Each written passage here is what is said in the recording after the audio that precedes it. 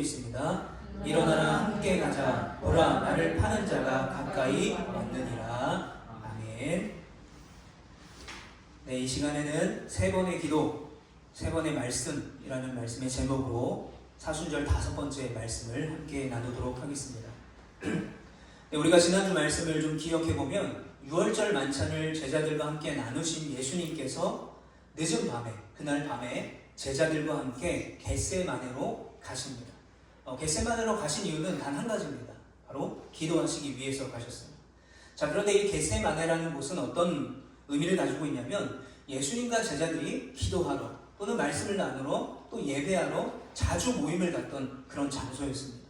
그러니까 예수님께서 이제 십자가에 달려 돌아가시기 전에 제자들과 함께 기도하기 딱 좋은 장소가 바로 겟세마네였다는 거예요. 그런데 이 겟세마네라는 곳은 한편으로 예수님이 자주 가시는 곳으로 알려진 곳입니다. 그러니까 가룟 유다가 예수님을 잡아갔습니다. 예수님을 고발해서 군인들과 함께 올 수 있는 최적의 장소가 또 겟세마네이기도 한다라는 거죠. 만약에 예수님께서 이 가룟 유다의 모든 의도를 아시고 자신의 그 십자가를 피하시기를 원하셨다면 아마도 겟세마네 말고 다른 장소로 가셨을 거예요. 그러나 예수님께서는 가룟 유다가 군사들을 데리고 당신을 잡기 위해서 겟세마네 동산으로 올 것을 알고 계셨지만 그렇지만 피하지 않으셨어요. 가룟 유다의 그런 계획과 계략에 아랑곳하지 아니하시고 겟세마네로 늘 습관을 따라 늘 그랬듯이 기도하러 가셨습니다. 자, 오늘 본문 37절 말씀을 함께 같이 읽어보겠습니다. 시작. 베드로와 세베대의 두 아들을 데리고 가실새 고민하고 슬퍼하사. 자, 이제 예수님께서 기도하러 가시면서 12제자 중에 예수님께서 믿을 만한 제자 3명을 데리고 가십니다. 세베대의 아들 요한과 야고보 그리고 베드로였습니다. 자, 이 3명은요 나름 제자들 사이에서 리더격인 사람들이었습니다. 그리고 이 세베대의 아들 요한과 야고보 베드로에게는 특별한 이력이 있어요. 그게 뭐냐면 마태복음 17장에 보게 되면 변화산 사건에서 변화하신 예수님을 이 3명이 같이 보았고, 그리고 모세와 엘리야와 대화하는 예수님을 또 보았고, 그곳에 임하신 하나님의 음성을 함께 들었던 제자들이 바로 요한과 야고보와 베드로였다는 거예요. 그리고 마태복음 20장을 보게 되면 요한과 야고보는 뭐라고 말하냐면 예수님이 마시는 그 죄의 잔을, 심판의 잔을, 그 진노의 잔을 우리도 마실 수 있습니다 라고 호언장담했던 사람들이에요. 여러분, 베드로는 어떻습니까? 내가 죽더라도 예수님과 함께 끝까지 가겠습니다 라고 큰 소리를 쳤던 사람이 바로 베드로였어요. 자, 이렇게 변화산 사건에도 예수님과 동행했고 또 나름의 충성심이 있는 이 제자들에게 예수님은 기도 장소에 따로 데려가셔서 그들에게 이렇게 말씀하십니다. 38절 말씀 우리 함께 같이 한번 읽어보겠습니다. 시작. 이에 말씀하시되 내 마음이 매우 고민하여 죽게 되었으니 너희는 여기 머물러 나와 함께 깨어있으라 하시고. 자, 이 38절을 세번역 성경을 보게 되면 내 마음이 괴로워 죽을 지경이다, 너희는 여기 머물러 나와 함께 깨어있어라 라고 이 3명의 제자에게 주님이 말씀하셨어요. 자, 여기서 매우 고민하여 라는 말이 있습니다. 이것을 우리가 헬라 원어로 보게 되면 어떤 뜻을 가지고 있냐면 극도의 괴로움을 당하고 있다는 거예요. 그러니까 지금 예수님은 극도의 괴로움에 처해 있는 상태입니다. 그러니까 너희들, 야고보, 요한과 베드로, 너희들이 나를 도와주면 좋겠어. 내가 기도할 동안에 너희들이 여기서 같이 나를 위해서 기도해줘. 여기 머물러서 깨어있어줘 라고 예수님은 그들에게 당부하셨던 거예요. 그리고 곧 예수님은 기도하러 한적한 곳으로 가셨습니다. 그리고 그곳에서 3번의 기도를 드리십니다. 자, 그 기도가 얼마나 아프고 간절한지, 그리고 얼마나 애절한지 그 기도하는 예수님의 이마에서 땀이 비 오듯 떨어지는 거예요. 그런데 우리가 사복음서에서 특히 의사 출신인 누가가 있는데요, 의사 출신이었던 누가가 예수님이 땀을 흘리면서 기도하는 모습을 누가복음 22장에 이렇게 표현하고 있습니다. 예수께서 힘쓰고 애써 더욱 간절히 기도하시니 땀이 땅에 떨어지는 핏방울 같이 되더라. 자, 누가는 의사였어요. 의사의 입장에서 예수님의 땀이 피처럼 쏟아진다는 것을 표현하고 있습니다. 여러분, 희귀 질병 중에 혈한증이라는 질병이 있다고 합니다. 이 질병은 어떤 질병이냐면 태생적으로 이 모세혈관이 약한 거예요.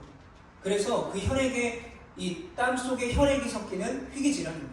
뭐 평소에 아프거나 뭐 평소에 어떤 고통을 느끼는 질병은 아닌데 평소에는 괜찮다가 그 사람이 만약에 극심한 스트레스를 받게 된다고 하면 그 혈관이 견디지 못하는 거예요. 그래서 그 혈관이 견디지 못하게 되니까 출혈로 땀이 피처럼 흐른다라는 그런 질병이 실제로 있다라는 거죠. 사진에 보시면 그 이해인데요. 그리고 이 질병의 특징은 그 땀이 피처럼 흐를 때에는 어떤 고통이 수반되냐면 바늘로 막 찌르는 듯한 그런 고통이 온다는 거예요. 그러니까 평소에는 괜찮다가 스트레스를 받게 되면 땀에서 피가 섞여 나오고 그 땀에서 피가 섞여 나올 때에는 심한 신체적인 고통을 느끼게 된다는 거죠. 여러분, 예수님께서는 지금 심히 고민해서 죽을 지경이다 라고 말씀하고 계세요. 극심한 스트레스와 아픔이 있어요. 그리고 피땀을 흘리시고 있습니다.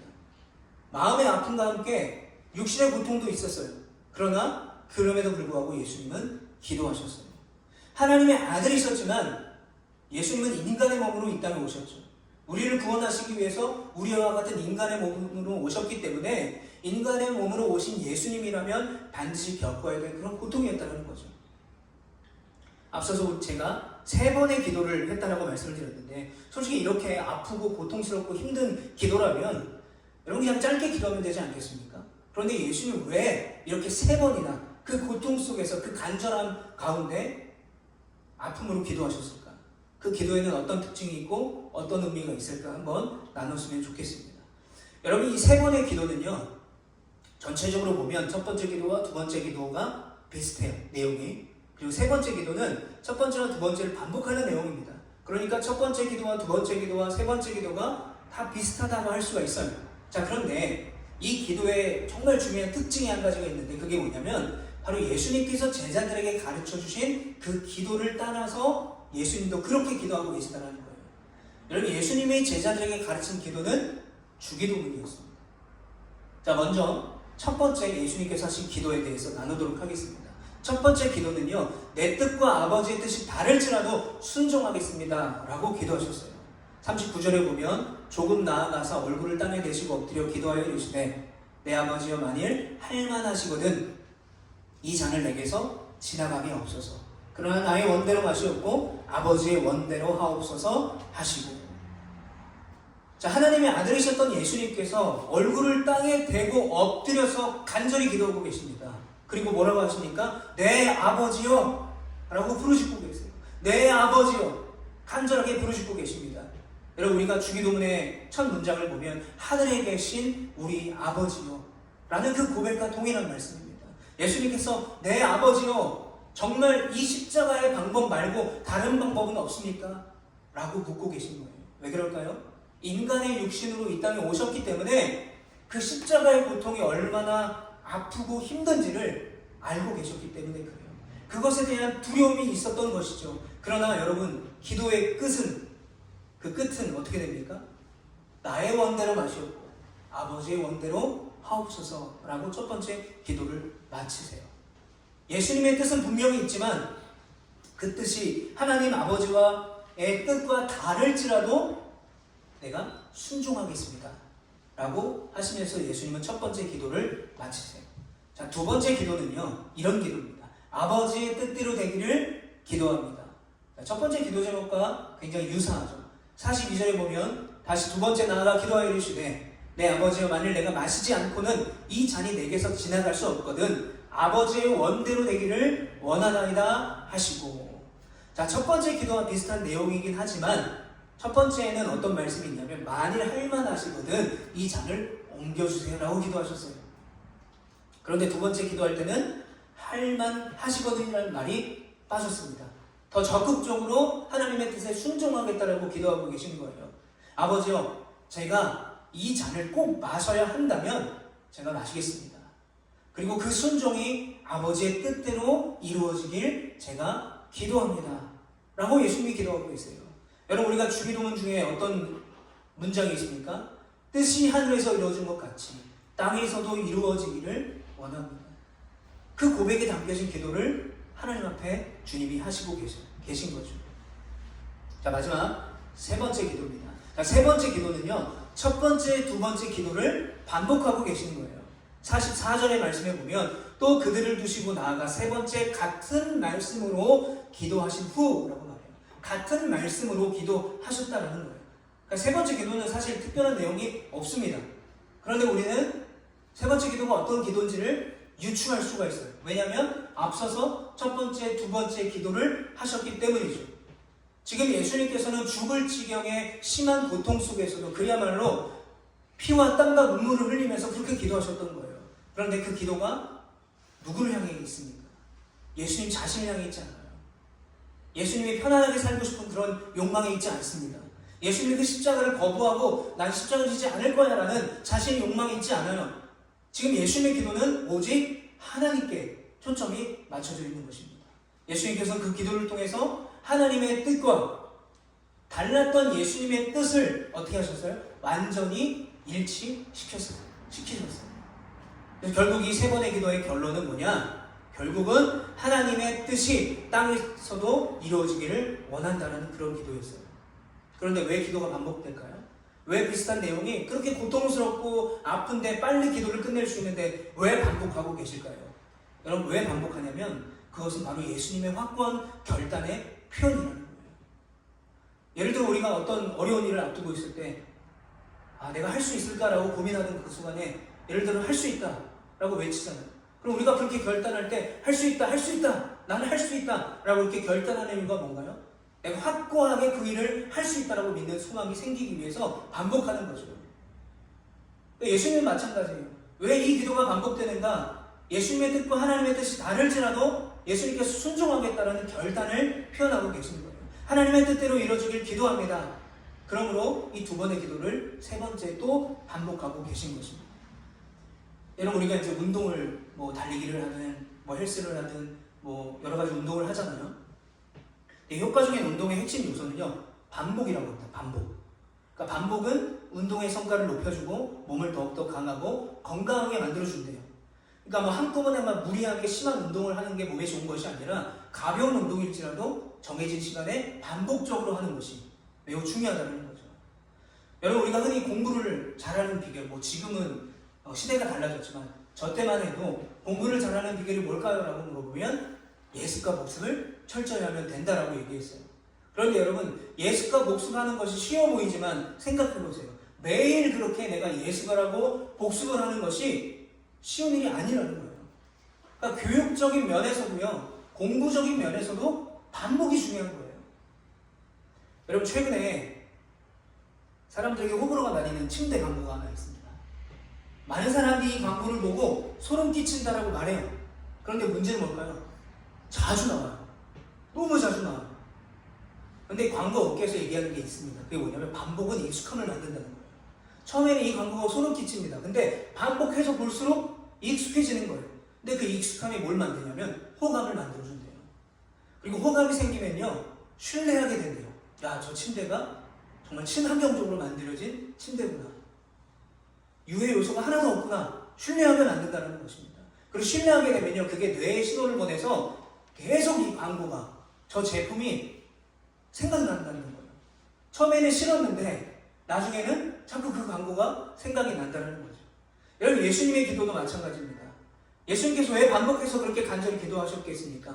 바로 십자가의 길이 땀이 피가 될 정도로 그렇게 기도해야 되는 고통스러운 길임을 아셨어요. 그리고 또한 기도하는 순간에도 고통과 탄식과 아픔으로 기도하셨고 피가 땀처럼 흘렀지만 하나님의 뜻대로 순종할 수 있기를, 그리고 그 순종이 결국 하나님의 뜻을 나타내기를 위해서 반복해서 결단하며 기도하셨던 거예요. 여러분, 이것은 완벽한 기도의 모범이라고 할 수가 있습니다. 여러분, 우리의 기도를 보십시오. 얼마나 자주 우리가 하나님의 뜻을 무시합니까? 하나님의 뜻은 분명히 있는데 내 뜻과 달라요. 그럼 자꾸 우리는 내 뜻을 하나님께 이해시키려고 내가 원하는 방법과 내가 원하는 때에 이루어 달라고 계속해서 마치 때를 쓰듯이 무모하게 기도할 때가 있어요. 저는 신장 이식 환자인데요. 제가 2번의 신장 이식을 받았습니다. 첫 번째 신장 이식을 받았을 때는 25살 때 받았어요. 그때에는 사실 부작용이 별로 없었습니다. 물론 이식을 받고 면역 억제제를 계속해서 먹기 때문에 뭐 편도염이 있고 감기에 쉽게 걸리고 대상포진도 걸리고 고생을 많이 했지만, 두 번째 저희 아내를 통해서 제가 42세, 그러니까 재작년이죠. 그때 이식을 받은 후에는 젊었을 때 이식을 받았을 때랑 몸이 다르더라고요. 제가 스테로이드제 부작용 때문에 골다공증이 생겼고요. 오른쪽 눈에 백내장이 생겨가지고 뿌예요. 그리고 요즘에는요, 몸 구석구석에 막 이상한 낭종 같은 그런 물질들이 막 생기는 거예요. 그리고 이유 모를 막 가려움증도 생기는 거죠. 그래서 뭐 카페를 찾아보고 막 물어봐도 저와 비슷한 증상 있는 사람들이 꽤 있더라고요. 이식을 받고 면역 억제제를 먹기 때문에, 면역이 약하기 때문에. 그래서 제가 요즘에 이 병원 저 병원을 다니고 있어요. 몸이 가렵고 실제적으로 막 통증이 있고 그러다 보니까 자꾸 하나님께 감사해야 되는데 원망과 불평을 하게 되더라고요. 근데 그때 하나님께서 원망과 불평을 하고 있는 저에게 요나를 떠오르게 하셨어요. 요나, 야, 네가 전에 이식 받기 전에 추석할 때 네 목숨만 살려주면 네가 다 하겠다며. 나를 찬양하는 사람, 주의 종이 되겠다며. 내가 너를 2번이나 살려줬어. 첫 번째 이식 받게 했고 두 번째 이식 받게 해줬어. 내가 너를 2번이나 살려줬는데 왜 요나처럼 불평 안 하고 말씀하시는 것 같았어요. 요나가 어떻게 합니까? 자신의 그늘을 만들어줬던 박농풀 하나 없어졌다고 불평하면서 죽여달라고 하잖아요. 그 요나를 떠오르게 하셨어요. 그리고 제가 회개하게 되었습니다. 그래서 제가 오늘 말씀을 준비하면서 다시 한번 회개했어요. 하나님, 지금도 이렇게 연약하고 부족한 저를 사용하셔서 저를 통해서 하나님의 뜻이 나타나기를 원합니다. 분명히 육신의 질병이 있고 또 이곳저곳 아픈 곳도 있고 뭐 백내장도 있고 골다공증도 있고 여러 가지 아픔이 있지만, 그럼에도 내 육신을 통해서, 이 부족한 저를 통해서 하나님의 뜻을 드러내는 도구로 삼아 주시옵소서. 이렇게 말씀 준비하면서 기도하게 되었어요. 여러분, 우리의 삶도 마찬가지입니다. 우리 가운데 고통이 있고 어려움이 있을 때, 생각하지 못한 두려움과 어려운 상황이 왔을 때에도 우리는 늘 반복해서 기도해내는 것이 있어요. 나를 구원하신 주님의 은혜를 기억하고 또 이 어려움과 고통 속에서도 나를 구원하실 주님을 끝까지 신뢰하고 바라보는 것이 우리에게 필요한 기도인 줄 여러분 믿으시기를 바랍니다. 다시 한번 우리가 본문으로 돌아가면, 저는 이 본문을 보면서 이런 생각이 들었어요. 아무리 그래도 예수님은 예수님이신데, 하나님의 아들이신데 왜 다 아시면서 왜 십자가의 잔을 피하게 해달라고 기도하셨을까? 라고 생각을 해보게 되더라고요. 근데 여러분, 예수님께서 이 십자가의 잔을 피하게 해달라고 첫 번째 기도하셨잖아요. 진짜 이유가 뭘까요? 뭐 십자가의 고통과 아픔 때문에? 물론 그 이유도 분명히 존재하죠. 그러나 그것은 일부에 불과합니다. 여러분, 예수님께서 죽음 앞에서 이 잔을 피하게 해달라라고 기도하셨던 이유는 예수님의 연약함이 아니었어요. 예수님의 두려움이 아니었습니다. 그건 바로 이 잔이 어떤 잔이냐면 죄를 향한 하나님의 진노의 잔이었기 때문에 그래요. 예수님께서 홀로 대속의 제물이 되셔서 인류의 그 모든 죄를 다 덮어 쓰셔야만 했어요. 그 하나님의 엄청난 진노, 자신의 아버지인 하나님의 그 엄청난 진노를 주님이 홀로 감당하셨기 때문에, 이것이 바로 예수님의 입장에서 느낄 수 있는 가장 큰 고통과 아픔이었기 때문에 주님, 할만하시거든 이 잔을 내게서 옮겨주시옵소서라고 기도하셨던 거예요. 그러나 그런 아픔 속에서도 하나님의 뜻대로 되기를 3번이나 예수님은 기도하셨어요. 그리고 그렇게 하나님의 뜻에 순종하기를 결단한 예수님께서 제자들에게 3번의 기도와 함께 한 번씩 기도할 때마다 제자들에게 3번의 말씀을 하십니다. 자, 첫 번째 말씀은요, 함께 깨어 기도하자 라고 말씀하셨어요. 이에 말씀하시되 내 마음이 매우 고민하여 죽게 되었으니 너희는 여기 머물러 나와 함께 있으라 하시고, 자, 함께 깨어 기도하자라고 말씀하셨어요. 왜 그럴까요? 지금이 기도할 때이기 때문에 그래요. 지금 기도하지 않으면 안 돼요. 지금 기도하지 않으면 예수님은 십자가에 달려 죽으시기 때문에 그래요. 하나님의 죄를 향한 그 진노가 임박했기 때문에 지금이 바로 깨어서 기도할 때였다라는 거예요. 이것이 바로 첫 번째 기도를 마치시고 제자들에게 하신 말씀입니다. 자, 두 번째 말씀은 마음은 원하지만 육신이 약하다라고 말씀하셨어요. 40절에 보면 제자들에게 오사 그 자는 것을 보시고 베드로에게 말씀하시되 너희가 나와 함께 1시간도 이렇게 깨어 있을 수 없더냐? 시험에 들지 않게 깨어 기도하라. 마음에는 원이로되 육신이 약하도다 하시고.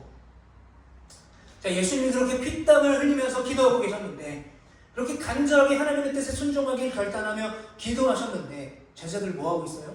자고 있어요. 실망하시는 거죠, 예수님이. 야, 그렇게 내가 같이 기도하자고 했는데, 그렇게 여기서 깨어있으라고 했는데 자고 있어? 예수님은 제자들에게 실망하고 있습니다. 그런데 또 한편으로 예수님은 그 사랑하는 제자들의 연약한 육신을 이해하세요. 그래도 마음은 아파요. 왜 아플까요? 지금 깨어 기도하지 않으면 이들이 미혹을 당하고 시험을 이기지 못할 것을 아셨기 때문에 그래요. 지금 기도해야 시험을 이길 수 있고요. 지금 기도해야 사탄의 유혹을 이길 수가 있어요. 그런데 이들이 육신이 약해서 잠들어 있는 것이죠.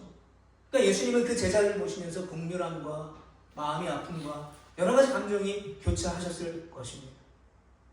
그런데 여러분, 왜 예수님이 더 제자들에게 실망하셨냐면, 예수님의 잔을 같이 마실 수 있다라고 호언장담했던 야고보와 요한이, 그리고 내가 죽을지언정 나는 예수님과 함께 하겠다라고 그렇게 큰 소리 쳤던 베드로가 기도로 준비하지 않고 잠을 자고 있었기 때문에 그래요.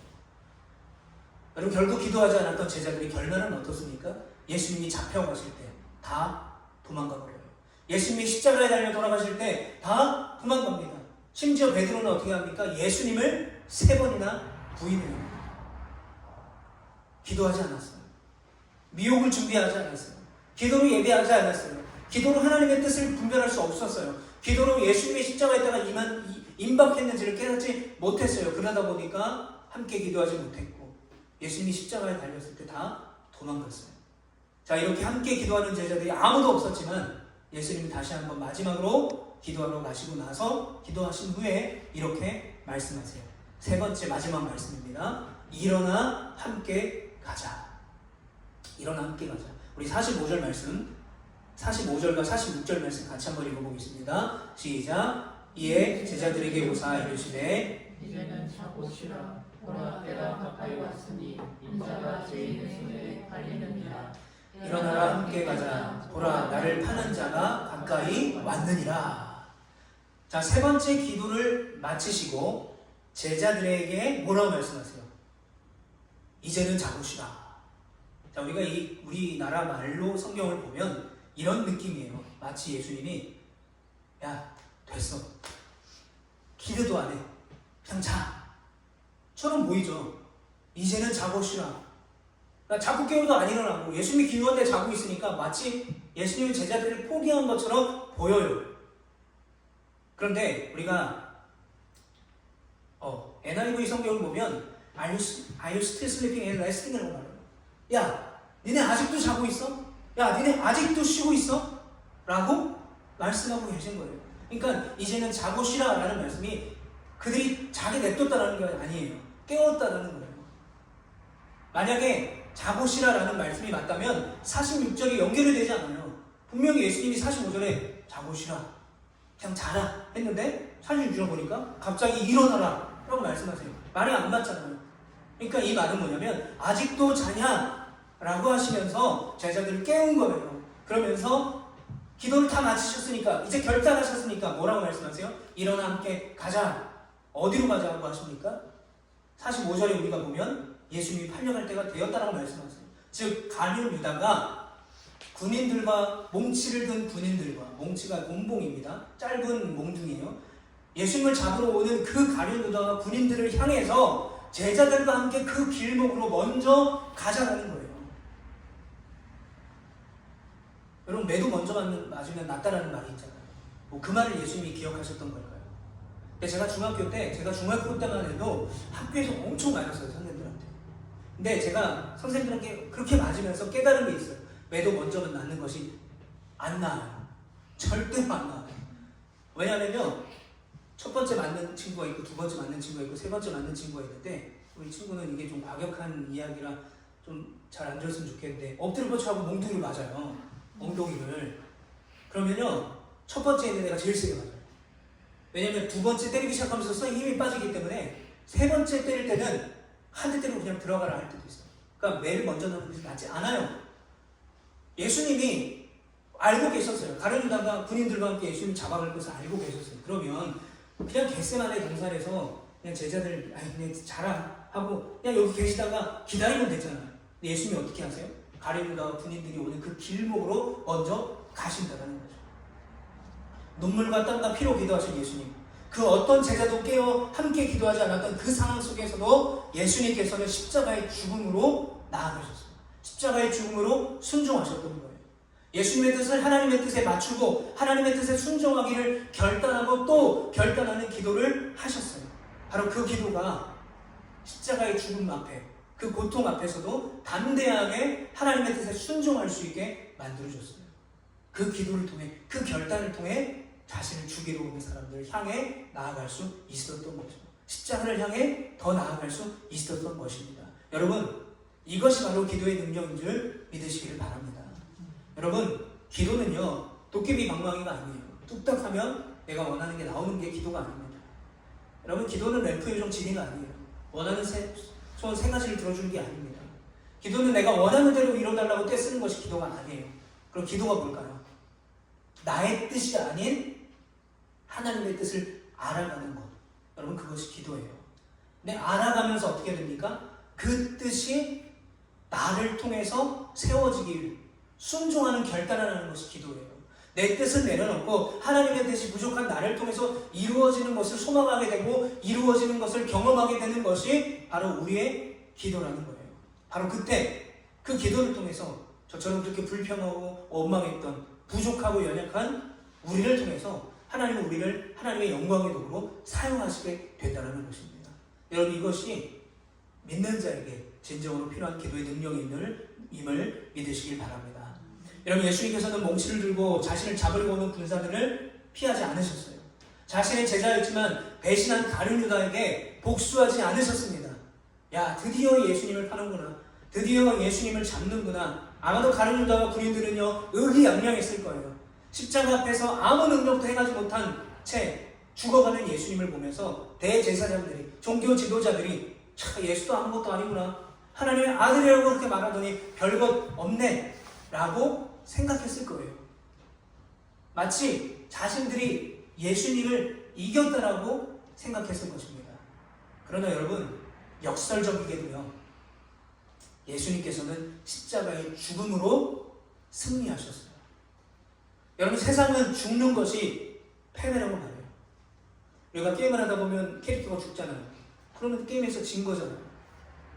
예수님께서 십자가의 죽음으로 사단이 이겼다고 생각했어요. 대제사장들, 가룟 유다, 많은 사람들이 자신의 원대로 됐고 이루어졌다고 믿었어요. 그러나 역설적이게도 예수님은 십자가의 죽음으로 승리하셨습니다. 독생자 예수의 대속적인 죽음으로 인류의 모든 죄가 용서받을 수 있었어요. 하나님의 그 진노의 잔이 우리에게 향해 있었는데 우리가 아니라 예수님께 그 진노의 잔이 부어짐으로 우리는 용서받았습니다. 우리가 나음을 얻었어요. 그리고 우리는 구원을 받았다는 거예요. 그리고 구원받은 우리를 통해서 하나님은 앞으로 영광을 받으실 거예요. 그래서 고린도전서 1장 18절에 이렇게 말씀합니다. 우리 함께 읽겠습니다. 시작. 십자가의 도가 멸망하는 자들에게는 미련한 것이요 구원을 받는 우리에게는 하나님의 능력이라. 아멘. 여러분, 세상에 많은 사람들은 십자가의 도가 미련하다고 말해요. 왜 남을 위해 죽냐라고 말해요.